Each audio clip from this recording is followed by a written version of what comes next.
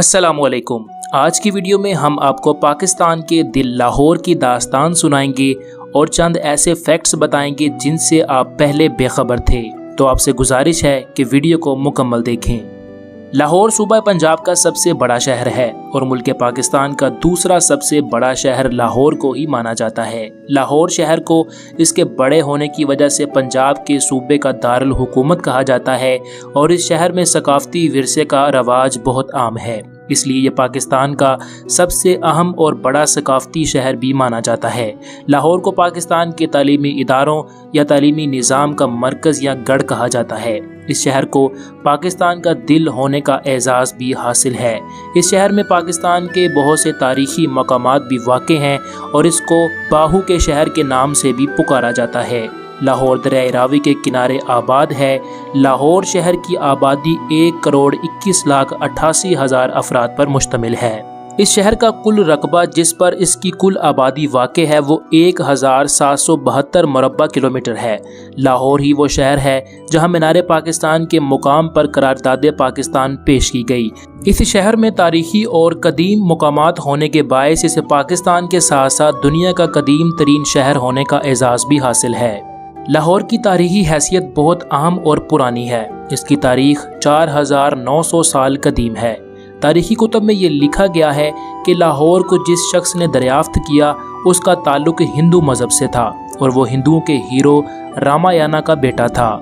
तारीखी रवायात से मालूम होता है कि रामायणा जो कि हिंदुओं का हीरो था उसके 2 बेटे थे जिनके नाम लो और कस थे। इसलिए ये रिवायत भी आम है कि रामायणा के बेटे लो ने लाहौर को आबाद किया, जबकि उसके दूसरे बेटे कस के बारे में ये कहा जाता है कि उसने दूसरे कदीम शहर कसूर को आबाद किया। इन्हीं का नाम और जिक्र हिंदू कौम की एक अहम किताब रामायण में भी पाया जाता है। लाहौर शहर के नाम और उसकी तारीख में कई रवायात पाई जाती हैं।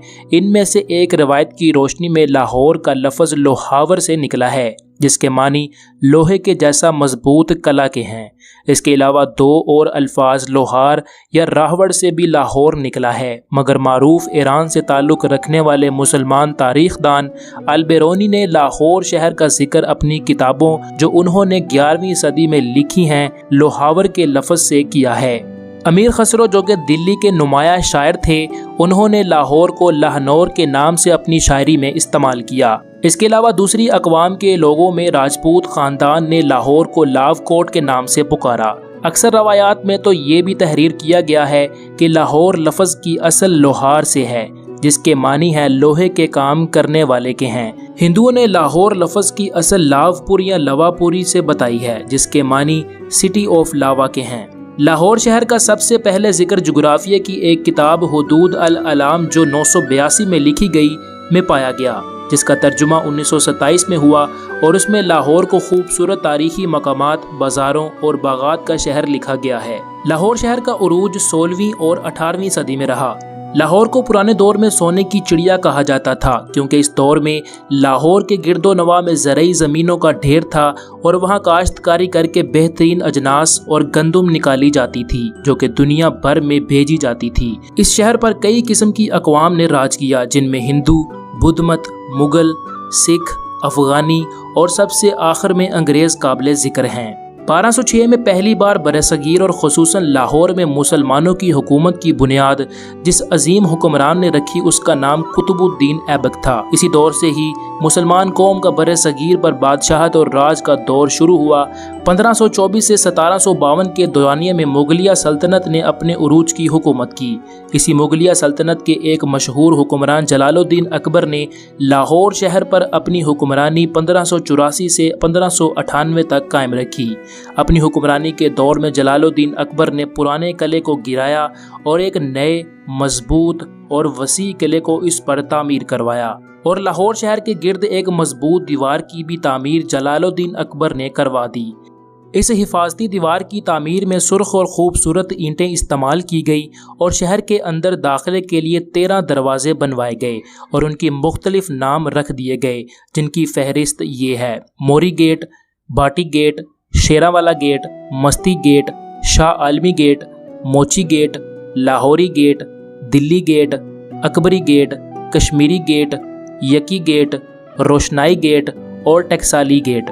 آج اس جدید دور کے باوجود ان دروازوں کی ایک عجب اور الگ پہچان اور کشش ہے۔ بڑی بڑی بازاروں کی پہچان جو پرانے لاہور میں واقع تھی اور اب بھی موجود ہیں، ان کی انہی دروازوں کی بدولت ہی ہے۔ یہ کہا جاتا ہے کہ آج کا جو لاہور واقع ہے وہاں پرانا لاہور واقع نہیں تھا، بلکہ پرانے لاہور کی حدود لاہور میں موجود اچھرا بازار تک تھی، اور اس دور میں لوہاری گیٹ لاہور میں داخلے کا دروازہ تھا، کشمیری گیٹ کشمیر کی حدود کو جا ملتا تھا، اور دلی گیٹ بھارت کے شہر دلی میں جا کھلتا تھا۔ لاہور میں موجود تاریخی مقامات کی سیر ہر سال غیر ملک اور اندرون ملک سے لوگ آ کر کرتے ہیں۔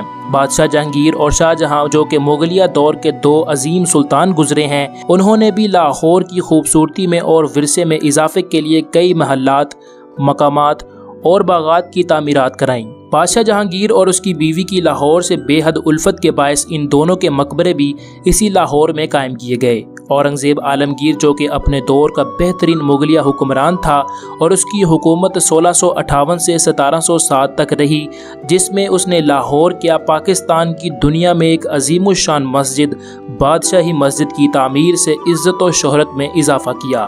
اور اسی اورنگزیب عالمگیر کی وفات کے بعد ہی مغلیہ مسلمانوں کی عظیم سلطنت کے زوال آنے کی شروعات ہوئی۔ 1746 سے 1756 کا مغلیہ سلطنت میں ایسا دور بھی آیا جب ان 10 سالوں میں لاہور کے 9 گورنر تبدیل کیے جا چکے تھے۔ مرزا کامران مغل شہنشاہ بابر کے دور حکومت میں لاہور کا صوبیدار منتخب ہوا۔ بابر کے دور میں ہی ایک باغ تعمیر کرایا گیا جس کا ایک حصہ 12 دری دریائے راوی کے اندر موجود ہے۔ جب 1799 میں رنجیت سنگھ نے لاہور پر قبضہ کر لیا تو اس نے تاریخی مقامات کو مسمار اور تباہی کا نشانہ بنایا اور ان کو بہت ہی نقصان پہنچایا۔ جب 19ویں صدی کا آغاز ہوا تب لاہور شہر کو صرف ایک تاریخی عظیم سلطنت کے طور پر مانا اور یاد کیا جاتا تھا، مگر جب انگریزوں کا دور حکومت شروع ہوا تو انہوں نے نہ صرف مسلمانوں کے ان تاریخی مقامات اور عمارتوں کی تعمیر کروائی بلکہ ان کی حفاظت کا ذمہ بھی اپنے سر لیا۔ آزادی پاکستان کے بعد یعنی 1947 کے بعد لاہور مسلمانوں کا ایک مضبوط قلعہ بن گیا اور پاکستان کا اہم ترین شہر کے طور پر جانا جانے لگا۔ آج بھی جو لوگ لاہور کی تاریخی اور تفریحی مقامات کی دلکشی اور خوبصورتی دیکھتے ہیں تو اپنا دل کھو بیٹھتے ہیں۔ ان مقامات میں شالیمار باغ، بادشاہی مسجد، شاہی قلعہ، مسجد وزیر خان، مقبرہ جہانگیر اور سنہری مسجد شامل ہے۔ ان کی وجہ سے لاہور کی دنیا میں منفرد حیثیت قائم ہو چکی ہے۔ مزید امارات میں جنرل پوسٹ آفس لاہور جو کہ 1882 میں قائم کیا گیا، کئی بار ترمیم کی غرض سے توڑا گیا، مگر آج بھی یہ اپنی اصلی حالت میں موجود ہے اور اپنے اندر بہترین نفاست اور خوبصورتی رکھتا ہے۔ عجائب گھر Lahore, Punjab university Lahore, railway station اور قائد اعظم لائبریری بھی اپنی بہترین تعمیراتی امارات کے سبب آج بھی حسین لگتے ہیں۔ لاہور میں قائم کیے گئے اسمبلی ہال کی بات کی جائے تو اس کی شاندار عمارت بھی اس کی الگ حیثیت کی وجہ ہے۔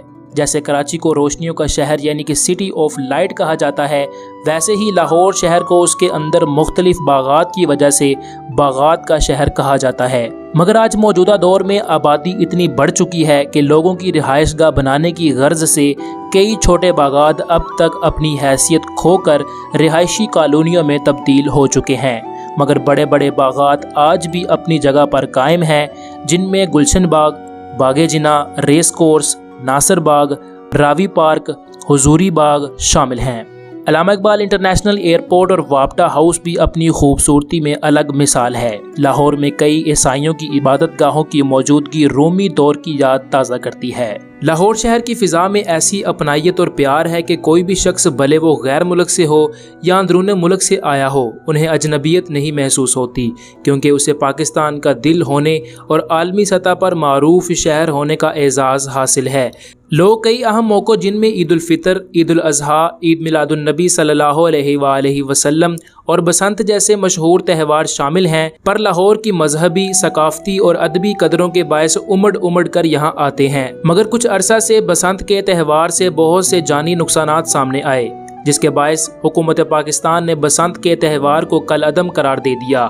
اب بات کی جائے لاہوری کھانوں کی تو ان کھانوں کے باعث بھی لوگ لاہور شہر کی واہ واہ کرتے ہیں اور ان کھانوں کو کھانے میں فخر محسوس کرتے ہیں۔ گوال منڈی کی فوڈ سٹریٹ اپنے کھانوں کے ذائقوں کی وجہ سے بہت مشہور ہے۔ لاہور کے بہترین کھانے جو لوگوں کے بہت زیادہ پسندیدہ ہیں ان میں مکھن، لسی، دمبا کڑھائی، حلیم، حلوہ پوری، چکن، سجی، پٹھورے، بونگ پائے، نان چنے شمار ہوتے ہیں۔